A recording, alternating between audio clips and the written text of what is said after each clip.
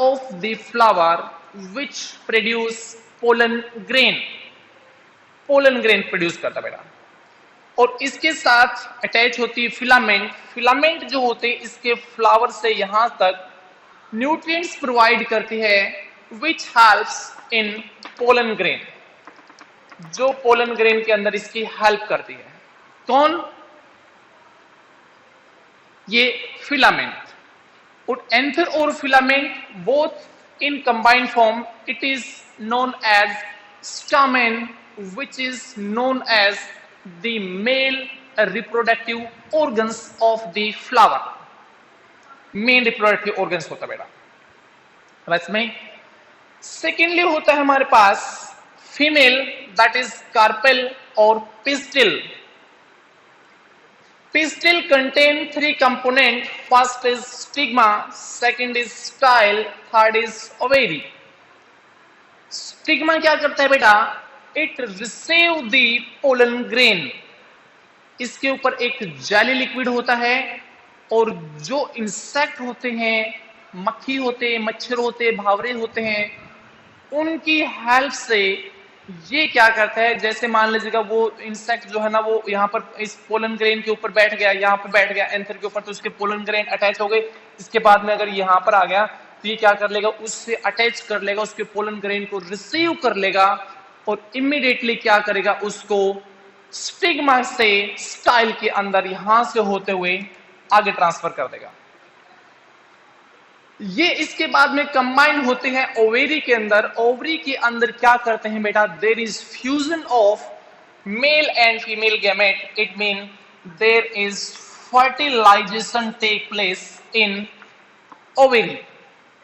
Ovary के अंदर होता है बेटा फर्टिलाइजेशन। फर्टिलाइजेशन का मतलब होता है fusion of male and female gametes, यानी कि मेल और फीमेल गैमेट्स दोनों आपस में मिलकर एक बीज की कंबाइंड स्टेट बनाते हैं, जिसके बाद में seed as well as fruit दोनों बनते हैं। ये काम होता है ओवरी के अंदर। अब इंसेक्ट के बगैर ये फ्लावर की पॉसिबिलिटी है नहीं, तो इंसेक्ट को अपनी तरफ अट्रैक्ट करने का काम होता है पेटल का।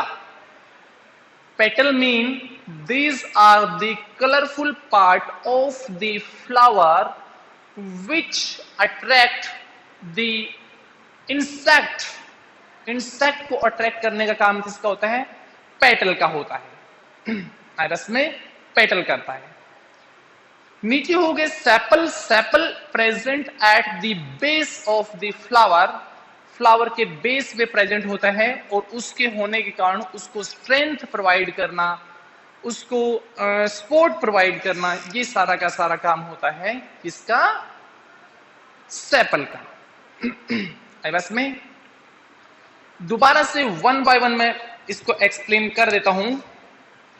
There are various components present in the flower which behave either male as well as female part. First is sepal. Sepal is green leaf of the flower. It is also known as calyx. Sepal protect the flower from the bud. Sepal जो होता है यहां से बड से flower को क्या करता है? पूरी तरह से मेंटेन करके लेके चलता है। सेकेंड होता है हमारे पास petal. Petal mean the colourful part of the flower which attract the insect and helps in pollination. It is also known as corolla, CORROLLA, corolla. Third आता है हमारे पास stamen. Stamen is the main male reproductive organs which contain anther as well as filament.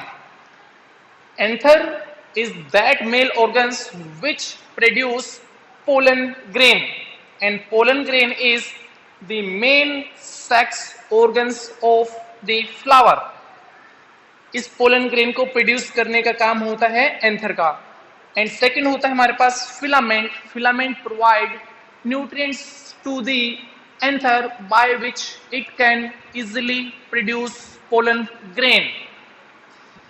Next आता है हमारे पास pistil, pistil जो होता है बेटा वो होता है it is the female reproductive parts, it is also known as carpel.